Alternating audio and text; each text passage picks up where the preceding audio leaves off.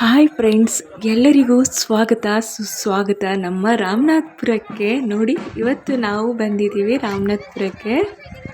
ನೋಡ್ಕೊಂಡು ಬನ್ನಿ ಪೂರ್ತಿ ವಿಡಿಯೋನ. ಫುಲ್ಲು ನಿಮಗೆ ಚಿಕ್ಕದು ಮೆಮೊರೀಸ್ ಎಲ್ಲ ಈ ವಿಡಿಯೋನಲ್ಲಿ ತುಂಬಾ ನೆನಪು ಬರುತ್ತೆ.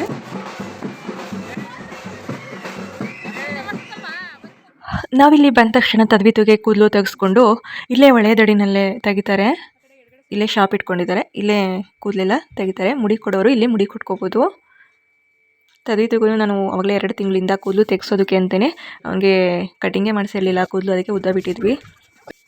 ತುಂಬಾ ಬಿಸಿಲಿದೆ. ನಮ್ಮ ತದ್ವಿತಿಗಂತೂ ಖುಷಿ ಬಂದಂಗೆ ಮುಂದೆ ಮುಂದೆ ಹೋಗ್ತಲೇ ಇದ್ದಾನೆ. ಬಂದು ಅಲ್ಲಿಂದ ತದ್ವಿತು ಸ್ನಾನ ಮಾಡ್ಕೊಳ್ಳೋದಕ್ಕೆ ಇಳಿಯೋದಕ್ಕೆ ಭಯ ಪಡ್ತಿದ್ದ. ಇದೇ ಫಸ್ಟ್ ಟೈಮ್ ಅವನು ಹೊಳೆನಲ್ಲಿ ಸ್ನಾನ ಮಾಡ್ತಾ ಇರೋದು. ಬುದ್ಧಿ ಬಂದಾಗಿಂದ ಚಿಕ್ಕದ್ರಲ್ಲಿ ಮಾಡಿಸಿದ್ವಿ ಅವನಿಗೆ. ಅವನಿಗೆ 8 ವರ್ಷ ತುಂಬಿದಾಗಿಂದ ನಾವು ಇಲ್ಲಿ ಬಂದೇ ಇಲ್ಲ. 7 ವರ್ಷ ಇದ್ದಾಗ ಮಾಡಿಸ್ಕೊಂಡು ಹೋಗಿದ್ವಿ. ಎಲ್ಲರೂ ಎಷ್ಟು ಚೆನ್ನಾಗಿ ಇಲ್ಲಿ ಬಿಸಿಲಿಗೆ ಹೊತ್ಕು ತಂಪಾಗುತ್ತೆ ಅಂತ ಎಲ್ಲ ಹೊಳೆ ಸ್ನಾನ ಮಾಡ್ತಾಯಿದ್ದಾರೆ. ತದ್ವಿತಿಗೆ ಅವರಪ್ಪ ಸ್ವಲ್ಪ ಈಚೊಡ್ಸೋದನ್ನು ಕಲಿಸ್ತಾ ಇದ್ದಾರೆ. ಇಲ್ಲಿ ಈ ಥರ ತೋರಿಸ್ಕೊಡ್ತಾ ಇದ್ದಾರೆ, ಹಿಂಗೆ ಮಾಡೋ ಮಗನೇ ಅಂತ ಇಟ್ಕೊಂಡು ಸ್ವಿಮ್ಮಿಂಗ್ ಮಾಡೋದು ಹೇಳ್ಕೊಡ್ತಾ ಇದ್ದಾರೆ. ಇವಾಗ ನೀರು ಕಡಿಮೆ ಇರೋದ್ರಿಂದ ಅಷ್ಟೇನು ಭಯ ಏನಾಗಲ್ಲ. ಇಲ್ಲಿ ತುಂಬಾ ಚೆನ್ನಾಗಿದೆ. ಆ ಕಡೆ ಟೆಂಟ್ ಎಲ್ಲ ಹಾಕಿದಾರಲ್ಲ, ಆ ಕಡೆ ಗೌಗಲ್ ಕೂಡ ನುಸಿತಾ ಇದ್ದಾರೆ. ನಮ್ಗೆ ಟೈಮ್ ಆಗಿತ್ತು ಅಂತ ಹೇಳ್ಬಿಟ್ಟು ಆ ಕಡೆ ಹೋಗ್ಲಿಕ್ಕೆ ಆಗಲಿಲ್ಲ. ಈ ಕಡೆಯಲ್ಲಿ ಸ್ನಾನ ಮಾಡ್ಕೊಂಡು ಬಂದು ಇಲ್ಲಿ ಜನ ಖಾಲಿ ಇತ್ತು, ಆ ಕಡೆ ತುಂಬ ಜನ ಇದ್ರು ಅಂದ್ಬಿಟ್ಟು ಆ ಸೈಡ್ ಹೋಗಲಿಲ್ಲ. ಜಾತ್ರೆ ಟೈಮಲ್ಲಿ ಬಂದರೆ ತುಂಬ ನೀರಿರುತ್ತೆ, ಆವಾಗ ತುಂಬಾ ಚೆನ್ನಾಗಿರುತ್ತೆ. ತದ್ವಿತಿಗೆ ಸ್ವಲ್ಪ ಪ್ರಾಕ್ಟೀಸ್ ಮಾಡಿಸೇ ಬಿಟ್ಟರು ಅವರಪ್ಪ. ನೋಡಬೇಕು, ಅವನಿಗೆ ಸ್ವಿಮ್ಮಿಂಗ್ ಹಾಕಬೇಕು, ಸ್ವಿಮ್ಮಿಂಗ್ ಕ್ಲಾಸ್ಗೆ. ನೋಡೋಣ ನೆಕ್ಸ್ಟ್ ಇಯರ್ ಅಷ್ಟಲ್ಲಿ ಹಾಕೋಣ ಅಂದ್ಕೊಂಡಿದ್ದೀನಿ. ಇವಾಗ ಇಲ್ಲಿ ಇದ್ದಿದ್ರೆ ಆಗ್ತಿದೆ. ಅವನು ಊರಿಗೆ ಹೋಗಬೇಕು, ನಾನು ಇಲ್ಲಿ ಇರಲ್ಲ ಅಂತ ಬೇಸಿಗೆ ರಜಕ್ಕೆ, ಹಾಗಾಗಿ ಹಾಕೋಕ್ಕಾಗಲಿಲ್ಲ. ಇವಾಗ ಒಬ್ಬನೇ ನಾನು ಇನ್ನೂ ಸ್ವಲ್ಪ ಹೊತ್ತು ನೀರಲ್ಲಿ ಆಟ ಆಡ್ತಿದ್ದೀನಿ ಅಂದ್ಬಿಟ್ಟು ಆಟ ಆಡ್ತಿದ್ದಾನೆ. ಬಟ್ಟೆನೇ ಹಾಕೊಳ್ಳೋಕೆ ಬರ್ತಾಯಿಲ್ಲ. ಮೇಲೆ ಬೇಗ ಹೋಗೋಣ ದೇವಸ್ಥಾನ ಹತ್ರ ಅಂದರೆ ಬರ್ತಲೇ ಇಲ್ಲ, ಅದು ಆಟ ಆಡ್ಕೊಂಡಿದೆ. ಇವಾಗ ಅಷ್ಟರಲ್ಲಿ ನಾವು ಗಂಗೆ ಪೂಜೆ ಮಾಡ್ಕೊಳ್ಳೋಣ, ಅವನು ಆಟ ಆಡಲಿ ಅಂತ ಹೇಳ್ಬಿಟ್ಟು ನಾನು ನಮ್ಮಮ್ಮ ಗಂಗೆ ಪೂಜೆಗೆಲ್ಲ ರೆಡಿ ಮಾಡಿಕೊಂಡು ಇಲ್ಲಿ ಪೂಜೆನ ಮುಗಿಸ್ಕೊಳ್ತಾ ಇದ್ದೀವಿ.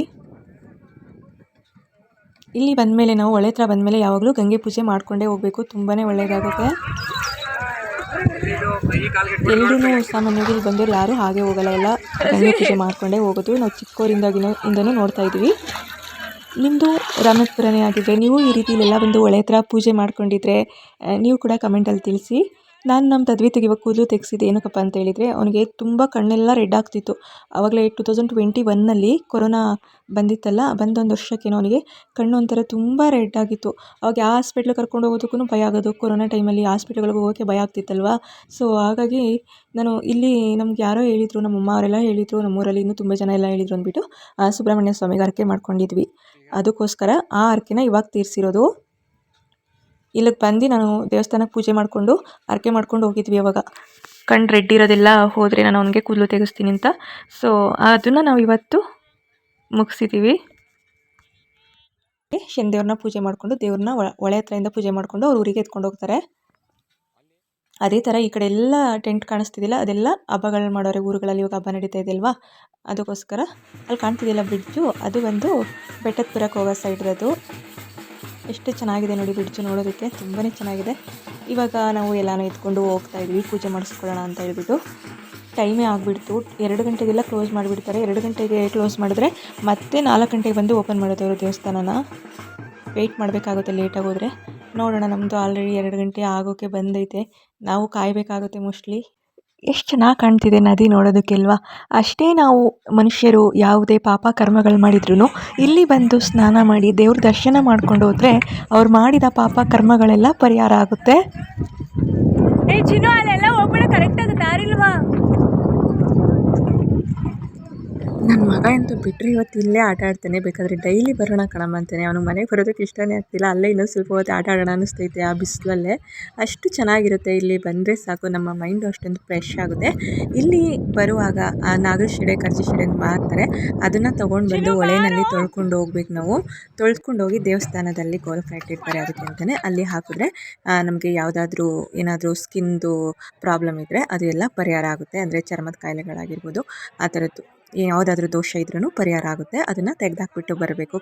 ಪೂಜೆ ಮಾಡಿಕೊಂಡು ಇಲ್ಲೇ ಹೋಮ ಎಲ್ಲ ಮಾಡಿಕೊಂಡು ದೇವ್ರನ್ನ ತೊಗೊಂಡು ಹೋಗ್ತಾರೆ. ಹೊಳೆ ಹತ್ರದಿಂದ ಅವ್ರ ಊರಿಗೆ ತೊಗೊಂಡು ಹೋಗ್ತಾರೆ. ಎಲ್ಲ ಮೋಸ್ಟ್ಲಿ ಎಷ್ಟೊಂದಿದೆ ಗೊತ್ತಾ, ಇಲ್ಲಿ ಎಷ್ಟೊಂದು ಜನ ಬಂದಿದ್ದಾರೆ, ತುಂಬ ಊರಿಂದ ಬಂದಿದ್ದಾರೆ. ಎಲ್ಲರೂ ಇವಾಗ ತುಂಬ ಹೆವಿ ಬಿಸಿಲಿದೆ ಅಲ್ವಾ, ಅದಕ್ಕೆ ಈ ಥರ ಟೆಂಟ್ ಹಾಕೊಂಡು ಕುಂತಿದ್ದಾರೆ. ಇವಾಗ ಬಂದ್ವಿ ನಾವು ದೇವಸ್ಥಾನ ಹತ್ರ. ಆವಾಗಲೇ 2 ಗಂಟೆ ಆಗಿದೆ, ಕ್ಲೋಸ್ ಆಗಿದೆ. ನಾವು 4 ಗಂಟೆಗೇ ಪೂಜೆ ಮಾಡಿಸ್ಬೇಕು ಇವಾಗ. ಮನೆಯಿಂದ ಬಂದಿದ್ದೆ ಲೇಟ್ ಆಗಿತ್ತು. ನಾವು ಆವಾಗಲೇ 12:30 ಆಗಿತ್ತು ಮನೆ ಬಿಟ್ಟಾಗಿನೇ. ಇಲ್ಲಿಗೆ ಬರೋಷ್ಟು 1 o'clock ಆಗಿತ್ತು. ಇನ್ನು ಹೊಳೆ ಹತ್ರ ನಮ್ಮ ತದ್ವಿತ್ ಬೇರೆ ಆಟ ಆಡ್ತಾ ನಿಂತ್ಕೊಂಡಿದ್ದ. ಇನ್ನೊಂದು ಸ್ವಲ್ಪ ಹೊತ್ತು ಅಂತ. ಹಾಗಾಗಿ ಟೈಮ್ ಆಯಿತು. ಅದಕ್ಕೆ ನಾವಿಲ್ಲಿ ದೇವ್ರದ್ದೆಲ್ಲ ಎತ್ಕೊಂಡು ಹೋಗ್ತಿದ್ದಾರಲ್ಲ ಅದನ್ನು ನೋಡಿಕೊಂಡು ಸ್ವಲ್ಪ ಇನ್ನು ಬೇರೆ ದೇವಸ್ಥಾನ ಓಪನ್ ಇತ್ತು. ಈ ಕಡೆ ರಾಮ ದೇವಸ್ಥಾನ ಮತ್ತು ಈ ಕಡೆ ಈಶ್ವರ ದೇವಸ್ಥಾನ ಎಲ್ಲ ಐತೆ. ಅಲ್ಲಿಗೆ ಹೋಗಿ ಅಗಸ್ತೇಶ್ವರ ದೇವಸ್ಥಾನ ಅಂತ ಅದಕ್ಕೆಲ್ಲ ಹೋಗಿ ಪೂಜೆ ಮಾಡಿಸ್ಕೊಂಡು ಬಂದ್ವಿ. ಬಂದ ಮೇಲೆ ಇಲ್ಲಿ 4 ಗಂಟೆ ಆದಮೇಲೆ ನಾವು ದೇವಸ್ಥಾನ ಹತ್ರ ಬರ್ತಾಯಿದ್ದೀವಿ. ಹಣ್ಣು ತುಪ್ಪ ಮಾಡಿಸ್ಬೇಕಿತ್ತು ಮತ್ತು ಪೂಜೆ ಎಲ್ಲ ಮಾಡಿಸ್ಬೇಕಿತ್ತು. ಅದಕ್ಕೋಸ್ಕರ ಬಂದ್ವಿ ದೇವಸ್ಥಾನ ಹತ್ರ. ಇಲ್ಲಿ ಫೋಟೋ ಅಲೋ ಇಲ್ಲ ದೇವಸ್ಥಾನದೊಳಗಡೆ, ಹಾಗಾಗಿ ಫೋಟೋ ತೊಗೊಂಡಿಲ್ಲ. ಪೂಜೆ ಎಲ್ಲ ಆದಮೇಲೆ ಇಲ್ಲಿ ಹಣ್ಣು ತುಪ್ಪನ ಇಲ್ಲೇ ಮಾಡ್ತಾರೆ, ಅವ್ರ ಹತ್ರನೇ ಮಾಡಿಸ್ಬೇಕು. ಅವ್ರ ಹತ್ರನೇ ಮಾಡಿಸ್ಬಿಟ್ಟು ನಾವು ದೇವ್ರ ನೈವೇದ್ಯಕ್ಕೆ ಅವರೇ ಎತ್ಕೊಂಡು ಹೋಗ್ಬಿಟ್ಟು ತಂದು ಕೊಡ್ತಾರೆ ನಮಗೆ. ಇವತ್ತು ಶುಕ್ರವಾರ ಆಗಿರೋದ್ರಿಂದ ಚಂಡಿಕಾ ಹೋಮ ಕೂಡ ಮಾಡಿದರು. ಅದು ತುಂಬಾ ಅದೃಷ್ಟ ಅಂತೆ. ಆ ಥರ ನಾವು ದೇವಸ್ಥಾನಕ್ಕೆ ಹೋದ ದಿನವೇ ಚಂಡಿಕಾ ಹೋಮ ಎಲ್ಲ ಮಾಡೋದು, ಅದ್ರ ದರ್ಶನ ಮಾಡೋದು ಸಿಕ್ಕಿದ್ರೆ ತುಂಬ ಒಳ್ಳೆಯದಂತೆ.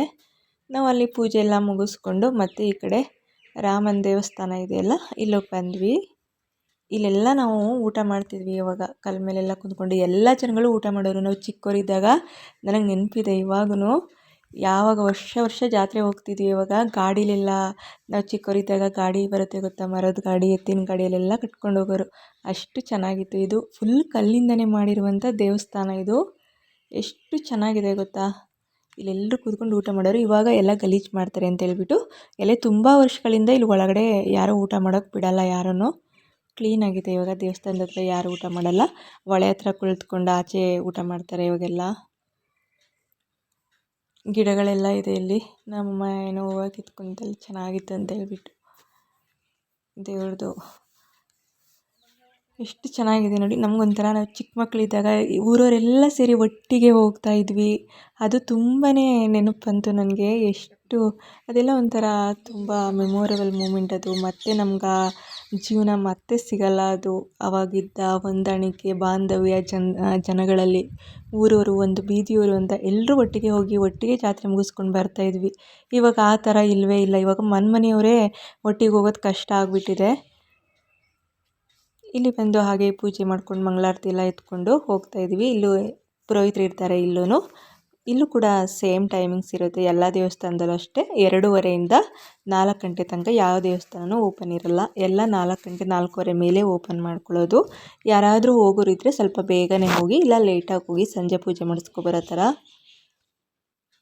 ತುಂಬಾ ಚೆನ್ನಾಗಿದೆ. ಇದು ದೇವಸ್ಥಾನದ ಮುಂಭಾಗ. ಇದು ನೋಡ್ತಾ ಇದ್ದೀರಲ್ಲ, ಈ ಕಡೆ ಜಾತ್ರೆ ಎಲ್ಲ ಕಟ್ಟಿರುತ್ತೆ. ಜಾತ್ರೆ ಟೈಮಲ್ಲಿ, ಷಷ್ಠಿ ಟೈಮಲ್ಲಿ ಬಂದರೆ ಡಿಸೆಂಬರ್ 25 ಮೇಲೆ ಬರುತ್ತಲ್ಲ, ಒಟ್ನಲ್ಲಿ ಡಿಸೆಂಬರ್ ಮಂತಿಂದ ಜನವರಿ ಸಂಕ್ರಾಂತಿ ಹಬ್ಬ ತನಕ ಇರುತ್ತೆ. ಅಷ್ಟು ಚೆನ್ನಾಗಿರುತ್ತೆ. ರಾಮೇಶ್ವರ ಸ್ವಾಮಿ ದೇವಸ್ಥಾನ ಅಂತ ಇದ್ರ ಹೆಸರು. ಹೊಳೆ ಹತ್ರ ಇರೋದು. ಇಲ್ಲೆಲ್ಲ ಕಡಲೆಕಾಯಿ ಎಲ್ಲ ಮಾರ್ತಾ ಇರ್ತಾರೆ ಇವಾಗೂ. ಇಲ್ಲಿ ಮೀನಿನ ಕಡೆಗೆ ಹೋಗೋ ದಾರಿ ಇದು. ದೇವ್ರ ಮೀನುಗಳಿಲ್ಲಿರೋದೆಲ್ಲ, ಅದಕ್ಕೆ ಕಡಲೆಕಾಯಿ ಪಾಪ್ಕಾರ್ನು ಅದೆಲ್ಲ ಹಾಕೋದಕ್ಕೆ ಇಲ್ಲೇ ಸಿಗುತ್ತೆ, ತೊಗೊಂಡೋಗಿ ಹಾಕ್ಬೋದು. ನಾವು ಮನೆಯಿಂದ ಊಟ ಕೂಡ ತೊಗೊಂಡು ಬಂದಿದ್ವಿ.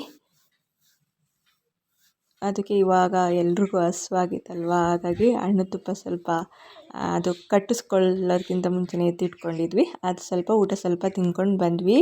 ಅದಾದ ನಂತರ ಬಂದು ಇಲ್ಲಿ ಮೀನು ಹತ್ರ ಬಂದ್ವಿ. ಮೀನಿಗೆ ಸ್ವಲ್ಪ ಕಡಲೆಕಾಯಿ ಪಾಪ್ಕಾರ್ನ್ ಎಲ್ಲ ತೊಗೊಂಡು ಹಾಕ್ಬಿಟ್ಟು ಬಂದ್ವಿ. ಇಲ್ಲಿ ಅನ್ನ ಎಲ್ಲ ಹಾಕೋಂಗಿಲ್ಲ. ಆವಾಗ ಅನ್ನ ಎಲ್ಲ ಹಾಕ್ತಾಯಿದ್ರು. ಇವಾಗ ಏನಿದ್ರು ಕಡಲೆಕಾಯಿ ಪಾಪ್ಕಾರ್ನ್ ಈ ಥರದಷ್ಟೇ ಮೀನುಗಳಿಗೆ ಹಾಕಬೇಕು. ಮುಗಿಸ್ಕೊಂಡು ನಾವು ನಮ್ಮ ಕೊಣನೂರಿಗೆ ಬಂದ್ವಿ. ಮನೆಗೆ ಸ್ವಲ್ಪ ಥಿಂಗ್ಸ್ ಬೇಕಾಗಿತ್ತು, ವೆಜಿಟೇಬಲ್ಸು ಅಂತ ಹೇಳಿಬಿಟ್ಟು ಅದನ್ನು ಕೂಡ ತೊಗೊಂಡು. ಹಾಗೆ ಇಲ್ಲಿ ನಾನು ಒಂದು ಬ್ರೂಮ್ ಸಿಗುತ್ತೆ ನಮ್ಮ ಕಡೆ. ಇಲ್ಲಿ ಬೆಂಗಳೂರಲ್ಲೆಲ್ಲ ಸರ್ಚ್ ಮಾಡಿದೆ, ಸಿಗಲಿಲ್ಲ. ಇಲ್ಲಿ ಒಂದು ಕೊಣನೂರಲ್ಲೂ ಇದೊಂದು ಶಾಪಲ್ಲಿ ಸಿಗೋದು. 3 ಲೇಯರು ಬ್ರೂಮ್ ಬರುತ್ತೆ. 3 ವರ್ಷ ಆದರೂ ಹಾಳಾಗಿಲ್ಲ. ನಮ್ಮಮ್ಮ ತೊಗೊಂಡು ಬಂದಿದ್ದು ಅದೇ ಥರದ್ದು ನಾನು ಒಂದು ತೊಗೊಳ್ಳೋಣ ಅಂತ ಹೇಳ್ಬಿಟ್ಟು ಇಲ್ಲಿಂದಾನೆ ತೊಗೊಂಡು ಹೋಗೋಣ ಅಂದ್ಕೊಂಡು ತೊಗೊಂಡೋಗಕ್ಕೆ ಬಂದೆ. ಇಲ್ಲಿ ಮಹಾಲಕ್ಷ್ಮಿ ಬೆಂಗಲ್ ಸ್ಟೋರ್ ಇದೆಯಲ್ಲ, ಇಲ್ಲಿ ಸಿಗುತ್ತೆ, ಇವ್ರ ಹತ್ರ ಇರುತ್ತೆ. ಇದೊಂದೇ ಶಾಪಲ್ಲಿ ಸಿಗೋದು ಯಾವಾಗ್ಲೂ. ನಿಮಗೂ ಏನಾದರೂ ಆ ಥರ ಬ್ರೂಮ್ ಬೇಕು ಅಂತ ಹೇಳಿದ್ರೆ ಇಲ್ಲಿ ಬಂದು ತೊಗೊಳ್ಳಿ. ಇವ್ರ ಹತ್ರ ಕಡಿಮೆ ಕೂಡ ಮಾಡಿಕೊಡ್ತಾರೆ. ನನಗೆ ಅದನ್ನು 280 ರುಪೀಸ್ಗೆ ಹಾಕ್ಕೊಟ್ರು. ತುಂಬಾ ಚೆನ್ನಾಗಿರುತ್ತೆ. ನಮ್ಮಮ್ಮ 3 ವರ್ಷದಿಂದ ಯೂಸ್ ಮಾಡ್ತೈತೆ. ಅದು ದೊಡ್ಡ ಮನೆಗೆ ಯೂಸ್ ಮಾಡ್ತಿರೋದು. 40 to 65 ಇರೋದದು ಮನೆ ಬಂದು. ಅಷ್ಟು ದೊಡ್ಡ ಮನೆಗೆ ಯೂಸ್ ಮಾಡಿದ್ರೇ ಸೌದೋಗಿಲ್ಲ ಅದು, ಅಷ್ಟು ಚೆನ್ನಾಗಿದೆ. ಅದಕ್ಕೋಸ್ಕರ ನಾನು ಅದೊಂದು ತೊಗೊಂಡೆ. ನಮ್ಮಮ್ಮಗದು ಮಾಪ್ ಸೌದೋಗಿತ್ತು, ಮಾಪನ್ನು ತೊಗೊಂಡು ಹಣ್ಣು ತುಪ್ಪ ಎಲ್ಲ ಮನೆಗೆ ಬಂದು ಓಪನ್ ಮಾಡಿ ಎಲ್ಲರಿಗೂ ಹಾಕ್ಕೊಟ್ಟು. ಹಾಗೆ ಫ್ರೆಂಡ್ಸ್, ಇವತ್ತಿನ ವೀಡಿಯೋ ಎಲ್ರಿಗೂ ಇಷ್ಟ ಆಗಿದರೆ ಲೈಕ್ ಮಾಡಿ, ಕಮೆಂಟ್ ಮಾಡಿ, ಶೇರ್ ಮಾಡಿ, ಸಬ್ಸ್ಕ್ರೈಬ್ ಮಾಡಿಕೊಂಡು ವಿಡಿಯೋನ ನೋಡಿ. ನೀವು ಕೂಡ ರಾಮನಾಥ್ಪುರಕ್ಕೆ ಹೋಗಿದ್ರೆ ನಿಮಗೂ ಇಲ್ಲೆಲ್ಲ ಏನೆಲ್ಲ ಒಳ್ಳೆಯದಾಗಿದೆ ಇದನ್ನೆಲ್ಲ ಕಮೆಂಟ್ ಮೂಲಕ ತಿಳಿಸಿ. ನನಗಂತೂ ನನ್ನ ತದ್ವಿತಿಗೆ ನಾನು ಹರಕೆ ಮಾಡ್ಕೊಂಡಿದ್ದು ಅವ್ನ ಕಣ್ಣು ರೆಡ್ ಆಗುತ್ತೆ ಅಂತ ಅಲ್ವಾ, ಇಲ್ಲಿಗೆ ಹೋಗಿ ನಾನು ದೇವ್ರ ಹತ್ರ ಕೇಳ್ಕೊಂಡ್ಮೇಲೆ ಅವನಿಗೆ ಫುಲ್ ರೆಡ್ ಎಲ್ಲ ಹೋಯಿತು. ಹಾಗಾಗಿ ಎಲ್ಲ ಎಷ್ಟು 8 ವರ್ಷ ಆಗಿತ್ತು ನಾನು ಹರಕೆ ಮಾಡಿಕೊಂಡು. ಅದನ್ನು ಇವತ್ತು ತೀರಿಸಿರೋದು. ಇವತ್ತು ನಮಗೆ ವಧುಗೆ ಬಂತು ಹರಕೆ ತೀರಿಸೋದಕ್ಕೆ. ಹಾಗೆ ನೀವು ಇಲ್ಲಿ ರಾಮನಾಥ್ಪುರ ಸುತ್ತಮುತ್ತದವರಾಗಿದ್ದು ಇಲ್ಲಿ ಯಾರೆಲ್ಲ ಹೊಳೆ ಹತ್ರ ಹೋಗಿ ಮೀನಿನ ಕಡೆಗಳ ಹತ್ರ ಹೋಗಿ ಮೀನಿಗೆಲ್ಲ ಈ ಥರ ಪಾಪ್ಕಾರ್ನು ಕಡಲೆಕಾಯಿ ಎಲ್ಲ ಹಾಕಿದ್ದೀರಾ, ಇಲ್ಲಿ ಕುಳಿತು ಊಟ ಮಾಡಿದ್ದೀರಾ, ರಾಮನಾಥ್ಪುರ ಜಾತ್ರೆ ಎಲ್ಲ ಸುತ್ತಾಡಿದ್ದೀರಾ. ಚಿಕ್ಕವರಿದ್ದಾಗ ಎಲ್ಲರೂ ಒಟ್ಟಾಗಿ ಬರ್ತಾಯಿದ್ದು, ಅಂದರೆ ಒಂದು ಊರವರು ಒಂದು ಬೀದಿಯವರು ಸಂಬಂಧಿಕರು ಅಂತ ಎಲ್ಲರೂ ಒಟ್ಟಿಗೆ ಬಂದು ಜಾತ್ರೆನ ನೋಡಿಕೊಂಡು ಖುಷಿ ಪಟ್ಕೊಂಡು ತುಂಬ ಎಂಜಾಯ್ ಮಾಡ್ಕೊಂಡು ಹೋಗ್ತಾ ಇದ್ದಿದ್ದು ತುಂಬಾ ನೆನಪಿದೆ. ಅದು ಮತ್ತೆ ನಮಗೆ ಸಿಗಲ್ಲ, ಆ ಥರ ಜೀವನ ಇನ್ನು ಬರಲ್ಲ. ನಾವು ಬಾಲ್ಯದಲ್ಲಿ ಕಳೆದಂಥ ಜೀವನ, ಅಷ್ಟೊಂದು ಬಾಂಧವ್ಯ ಹೊಂದಾಣಿಕೆ ಇವಾಗ ಎಲ್ಲ ಹೊರಟೋಗಿದೆ. ಇವಾಗ ಇಲ್ಲವೇ ಇಲ್ಲ. ಇವಾಗ ಮನೆಯವರು ಒಟ್ಟಿಗೆ ಬರೋದೇ ಕಷ್ಟ. ಇಲ್ಲಿ ಮೀನುಗಳು ನೋಡೋದಕ್ಕೆ ಒಂದು ಆನಂದ. ಇಲ್ಲಿಗೆ ವಿಡಿಯೋನ ಎಂಡ್ ಮಾಡ್ತಿದ್ದೀನಿ. ಎಲ್ಲರಿಗೂ ಒಳ್ಳೆಯದಾಗಲಿ. Thank you.